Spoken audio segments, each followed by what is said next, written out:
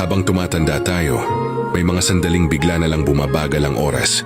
Kapag nakakakita tayo ng mga batang naglalaro sa kalsada, tumatawa ng walang iniintindi, naghahabulan, nag-aasaran pero buo ang saya.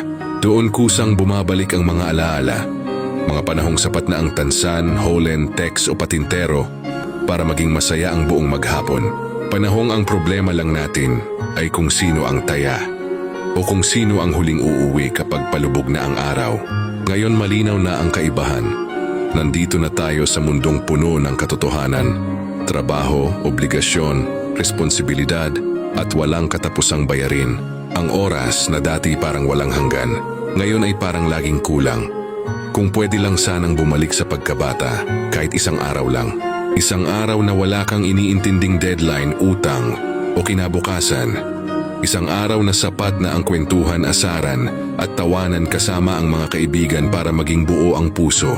Masarap balikan ang panahong uuwi ka lang kapag gutom na o kapag tinatawag ka na ng magulang mo. Panahong simple ang pangarap, yung iniisip mo lang ay makapaglaro ulit bukas. Malayo na iyon sa panahon ngayon kung saan kailangan mo nang isipin ang lahat at minsan pati sarili mo ay nakakalimutan mo na. Pero sa kabila ng lahat, mapalad pa rin tayo. Dahil naranasan natin ang saya ng isang kabataang totoo, payak at malaya, isang uri ng saya na bihira na sa susunod na henerasyon. At ngayon sa kasalukuyan, kailangan nating tanggapin na kung ano ang ating buhay na kinakaharap ngayon. Harapin ang lahat, kahit mabigat, dahil ito ang katotohanang hindi natin matatakasan.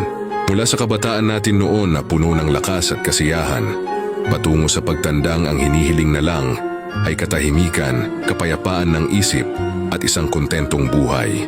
At marahil doon natin mas mauunawaan na ang tunay na yaman ay hindi ang naipon, kundi ang mga alaalang daladala natin habang patuloy na tumatanda.